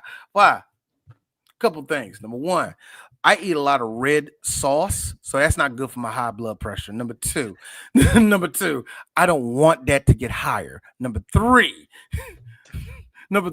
I don't like losing money in any fashion. If I gotta spend money, I'm like, fuck. D, you need a drink. Yeah, I need a drink. You see what I'm saying? The last thing I want to do is be that guy that cussed out Kevin Durant because he didn't score a certain amount of points and they missed their parlay. And Durant looked at him like, "Hey, nigga, I didn't tell you to bet that shit." And I'm like, "Yeah, but Durant, you kind of promote DraftKings, so what the fuck did you like? Come on, bro." Here's my thing. Number one, this is how I know you and I played team sports, because you and I would never fucking do some shit like that. But y'all niggas got the audacity to be going full Robert De Niro, the fan, saying, fuck you, you lost my parlay and shit. Go home. Go home to the wife that haven't found out that you've been betting. You know what I mean, nigga? On one hand, I agree with Durant, but at the same time, hey, Durant, I kind of think you're kind of like fucking up games a little bit on purpose. That's just my personal theory a little bit. I am like, see, that's the thing that I think we're all afraid of. Who was in on it? You know what I mean? Thank you. Because we grew up in that era when people were fixing games. It was like a legit, like, oh shit, controversy, because it was always starting off with one dude that happens to catch a college basketball player and be like, hey, you know, if you peel some games off, and like, you know, we talked about it in Blue Chips, right? Like, it was that, like, unless you were really looking, it was like, oh shit, like, damn, like scalping, because it was because it was a real thing. It was it's still to this day a real thing, because we have caught so many referees that will blow the whistle so a foul can happen, and the game of basketball becomes the game of basketball, and you can't predict it. And we're seeing the ref going, oh shit. Oh shit. Like, fuck. And they got worse with one. Who was that NBA player that got caught up because he was actually legit, like being blatant with the shit? We still don't know about that. That was Mikal Bridges, wasn't it? Yeah. I was like, we still don't know. I don't know, man. I'm with Rashad McCants on that one. Hey, look here, young fella. I seen it. I'm just saying. I ain't saying you did, but I know what that looks like when it's supposed to work. You know what I mean? Like that's how I'm saying. When it was one of the players I did. I was like, why didn't you? Oh, yo, I think he did that on purpose. Because only way you could do that shit is if you second guessed it. But if you second guessed it, you threw the shot up. So why did you, nigga? It's like that, yeah. You know what I mean? You can't prove it. You actually legit can't prove it, yeah. Put up Mr. Sanchez's picture. So this is the, you know, Chris, it's sad. I thought Mark Sanchez is like number 4 for me when it comes to the commentators. I actually like Mark Sanchez. We thought Let me get that out the way. So now we can go. So I want people to understand this. When it initially came out, he got stabbed, right? And this in Indianapolis. Everybody was like, "Oh my god, that sucks, man!" Our boy Brian prayers. Our boy Brian put out there, "Yo, Mark Sanchez got stabbed." We were like, "What?" Everybody was like, "Oh man, prayers up!" Like, damn, I hope he recovers. I like how it wasn't 4 hours. It was not even 2 hours later. It went from prayers up to okay. Apparently, Mark Sanchez started to fight with some old guy. He got stabbed. And it's like, why the fuck was he fighting the old guy? Then it turned into the old guy was an Uber driver. And it's like, what the fuck? Then it turned into Mark Sanchez before he got stabbed was doing wind sprints and shit. And it's like, which I got to be real with you. If there's anything I believe that one. That's cokehead antics if I ever heard it. I ain't gonna lie. That is what I'm talking about. All of this is cokehead antics. Then this is how it went. Apparently, wherever my man was parked at, Marcus didn't like that. And he started yelling at him. Now, usually when a 60-year-old black man feels threatened, you have to call him nigga and 6 other things for him to go, yo, back your ass up off me, nigga. Like, so that's what went down. First off, you pushed this man to the point where he felt like he was threatened. And yes, that takes a bit for a Gen Xer. It takes a bit for a Gen Xer to go. But to be fair, Mark Sanchez is my height and 200 and some odd fucking pounds. I'm just saying. Chris, one of my favorite jokes. One of my favorite jokes was on American Dad, where Stan dressed up like a football player to go play for the arena football team. He's like, get out there. And Stan get out there. And all of these guys on the arena football team are clearly 5 inches taller. And he's like, wow, you guys are gigantic. And Chris, I'm a big dude, right? I'm a big dude. I'm close to the ring.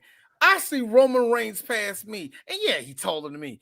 But when he passed me, I'm like, that motherfucker is big. Look. No, I don't think niggas understand it. Roman is a I want people to. It's like, holy shit. So yes, he's a quarterback. I want people to understand 6'3" something. quarterback, 200 odd pounds. That's scary, nigga. I want people to understand something here, okay? I got some muscle on me a little bit, whatever, right? I'm basketball sized. Not former NFL muscle. Yeah, not former NFL, right? I'm standing next to fucking Sheamus, and we're both the same fucking height, and Sheamus is fucking stacked. Exactly. So I'm just, and Eric's looking at me like, hey, dude, you're going to have to hit the gym. I'm like, I know, it's so man. funny. Like, God damn. When we took a picture with Christian and Tommy Dreamer, that was another one. Christian is about your frame. And we know wrestlers look like that. Tommy Dreamer was smaller than me and yet bigger than me. Did you notice that? Thank you. He was like, you're like, hey, I was going big guy. I was like, this motherfucker. Damn, Tommy, I know you're taller than me, but God, you're big. So I weigh more.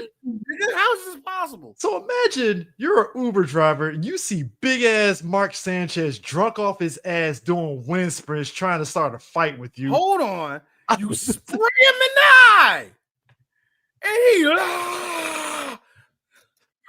I would stab him too. Yeah, the poker's coming out, dog.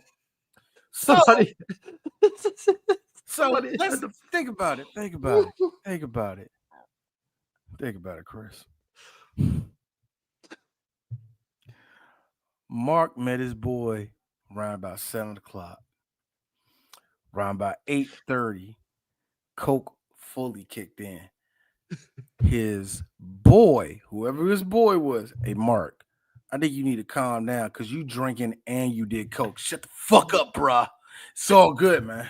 Like, you know, you probably got into an argument, went outside.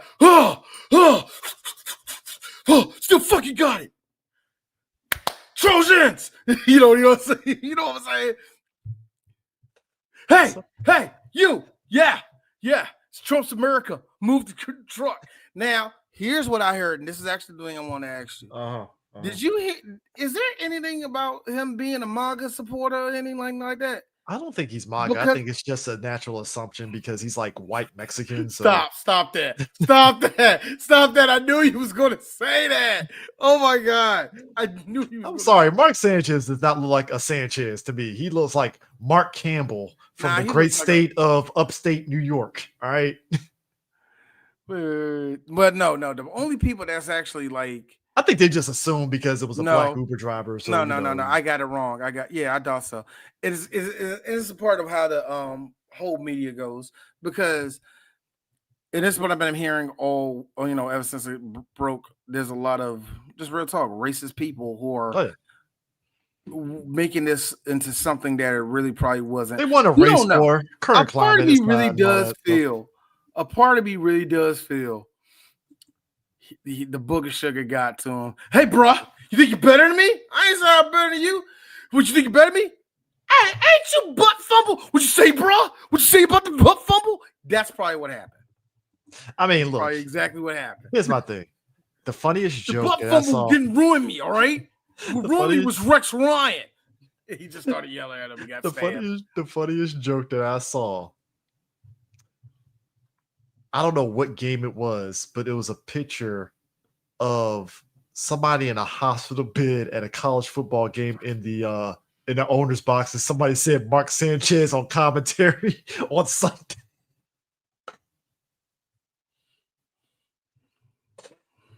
Oh God, that story Fox that made. Fox got an idea, got a decision to make. I mean, look, he caught a felony charge. I mean, that's what I'm saying. Do you fire this dude, or you suspend him, or you suspend him? I mean, that's what I'm saying, man. He ain't doing on company time, so. I mean, you see what I'm saying, right? he might catch a suspension. It's gonna be awkward when he come back. Why would he catch a suspension? Well, outside of you should have been at the game, Mark. You know what I mean? Yeah. So it's it is what it is. We'll see what happens. We'll see what happened to Mark Sanchez. We'll have to, man. Tony Romo is just like could have been me. I'm gonna tell you something. That could have been me, man. I would have been out to none. Not that late. Tony would have drew something up on the play. See, when you're drinking, and then he will full. I like how Tony has eclipsed it to the point where he knows there's still a bunch of people that still hate him. So he's like, fuck you. I'm living my Madden fantasy every Sunday. He goes full mad with that motherfucker. No, he's right here. And the guy's going to cross the seam and go this way. By the way, Tom Brady wishes he had a quarter of that fucking charisma, man, that Tony Romo has. Look, Tony Romo on commentary is fun. I felt insulted, and I think it's probably somebody that hates Tony Romo. Somebody really tried to compare Tony Romo to Tom Brady commentary, and I'm like, you get the fuck out of here, man. Like Tony Romo's entertaining. He actually knows what he's talking about. Like if there's anybody that's good also all around that I think is the better one on the Fox programming, I think that's Greg Olsen. Yeah, Greg Olsen. I think Greg Olsen is probably the best one out of all of them, outside of Tony and outside of I like him. Fuck y'all.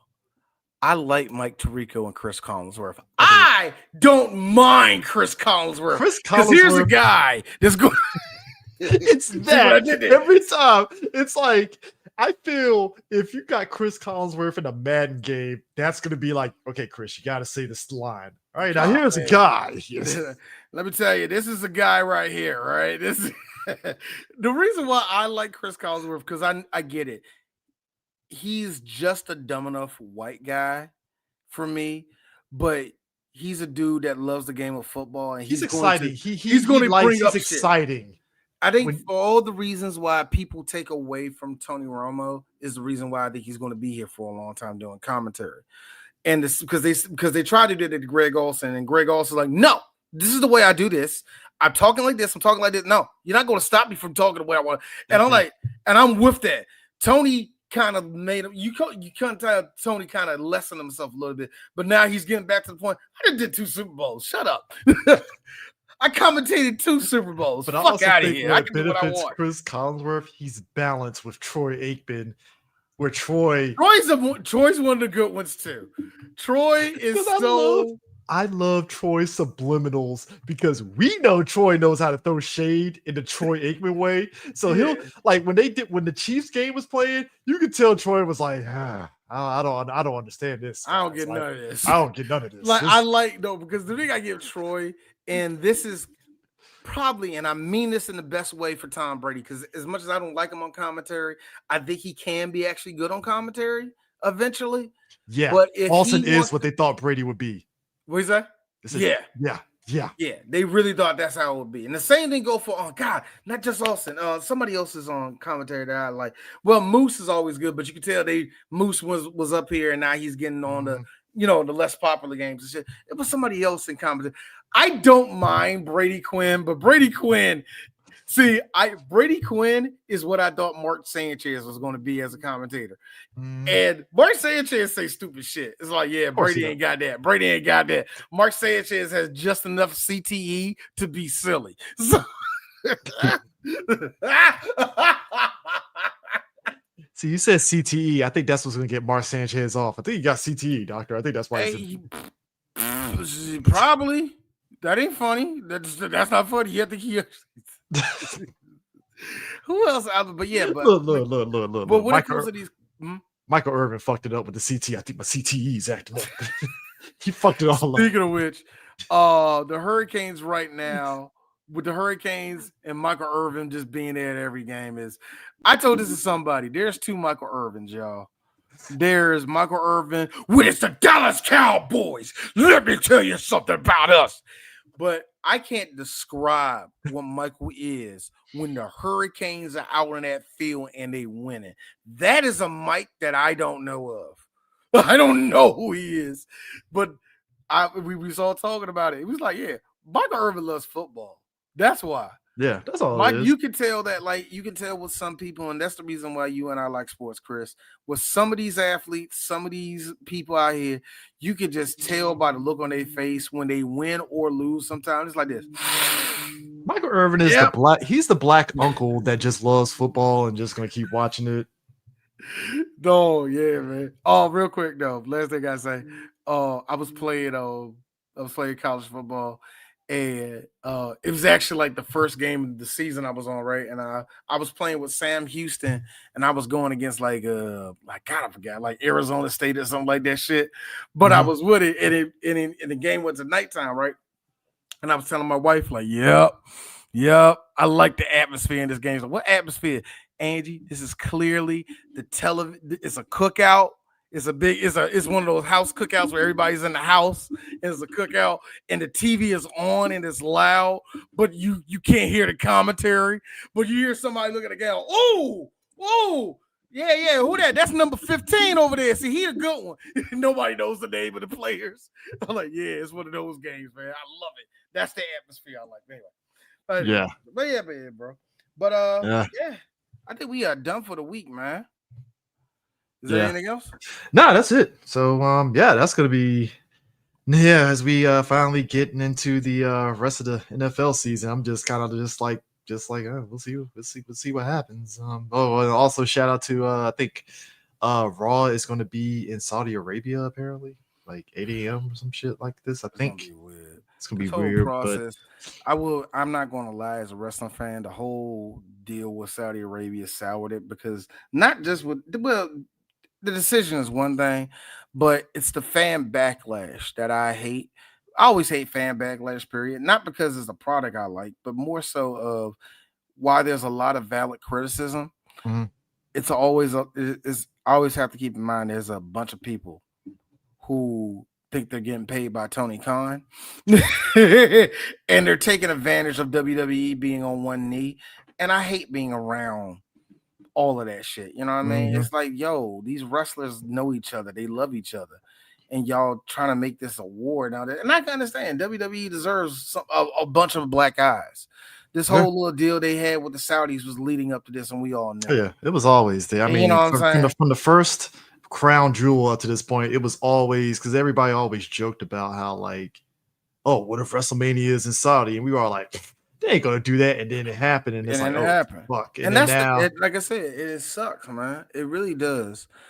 But not to say that there's still good things going on in wrestling. There really is. I heard what was it? The last AEW jump was actually pretty good. Oh yeah, dude, the last AEW was actually pretty good. I mean, like I said, it's just there's a lot of things going on. I mean, dude, the fact that right now we're basically getting a Survivor Series of sorts, NXT versus TNA, is actually pretty interesting. And all that's going on. And but the thing that really clutters it up, and this is it. For me is, number one, I hate being around people that think every black wrestler should be pushed.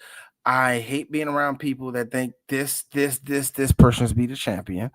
And I hate being in the same conversations that we've been having for the last 10 years about a wrestler you clearly don't like. Yeah. And just the community for me right now is very murky, very toxic, and I just hate being around it. So I have to catch myself every now and then, like, hey, this is a good Raw this week. You know what I mean? Yeah, I mean, because you have to. It's basically a situation. You just take it for what it is. Yeah, it's like you critique what you like, you critique what you didn't like, and it's fine. It's the chew the meat, spit out the bone type of situation. You have and yes, in a better time of wrestling, which when I really look back on it, when was wrestling ever stable and in a good time? Really. outside of like a month and a half before booking fucks you in the ass somehow. You know what I mean? Look. I said it as much, and people can go all the way back to when we did the episode about WCW. It's like to watch WCW from beginning to end. I think that's probably why a lot of the shit nowadays with wrestling, I'm just like whatever, because I've seen all the worst things that can happen in wrestling. Yeah. I have seen the best things that happen in wrestling, and it's just a normal part of the cycle. And at this point, yeah, you're not lying. You get through if you can get through the worst parts, cool. You can come out of it good, and then sometimes you don't come out of those worst things. It's because just, you know, yeah. Because despite me not watching wrestling, Chris, and not caring for it, Bronson Reed collecting Jordans is a fucking lovely day. I love it. I love it. Fucking see, I don't watch y'all every week, but I watch y'all. Yeah, anyway, anyways. So let's try to do this next week, my nigga. Oh, congratulations to the team below me. That one logo y'all don't know what it is. That's my high school, which is kind of funny. Below Chris is his high school, and his high school ain't won a game yet. Mine, we beat our rivals. We beat Friendly 28-0. Good for the Crossing Cavaliers. At Friendly or in Crossland? I think at Friendly. Oh, shit, that's even better. They went to the snake pit and beat them niggas. I went to the what they call it, the wall? I forgot what they call it. The wall, the pit, I don't know. Either way, they have like a entrenched football. Them and Largo are the only two I know that have an entrenched like football. Shout outs to Largo, shout outs to Wise being who they are. But this is the last thing I will show. This shout out, but not shout out to this nigga for being so far by what the kids say, not what D says. What the kids say is the worst coach in PG right now. I didn't learn one thing in high school or college. One fucking thing. I couldn't tell you what a fucking atom is. I couldn't tell you what a fucking microbe is. I couldn't tell you what the fuck any of that shit is. But I'm a cold hustler. The kids are dogging Bowie out.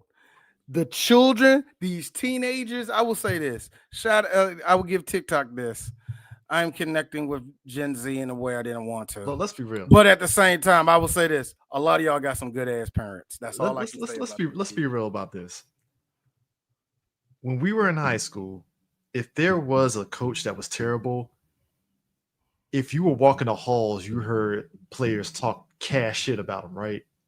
I think the funniest shit now with social media, them coaches, they're going to get dogged out. Like you said, you put this dude up on TikTok, it's spreading because people are like, what the fuck is going on? What is this? Like, because certain schools, just because, whatever school's popping like that when it comes to their social media, a lot of the kids from, real talk, the upper middle class black kids, Bowie, Roosevelt, and all the rest of them, they're dogging Bowie. They're dogging them out. And it's funny. Right now, though, like I said, Wise and Suitland look like the two best football teams in PG, but they also saying, who's it? Not Bladensburg. Yeah, not Bladensburg. God damn, I said Bladensburg. Bladensburg. They finally scored. They scored 8 points in their last game. They scored 8 points in the last game. Flowers beat the shit out of Parkdale, 50-0. God damn. And Flowers, like I said, Flowers, Wise, those are going to be the good schools, but all of them are dogging out Bowie right now. So, but anyway, that's one that I want to talk about. We're done, man. We're done. All right, we'll catch you guys later. Peace. Peace. All right.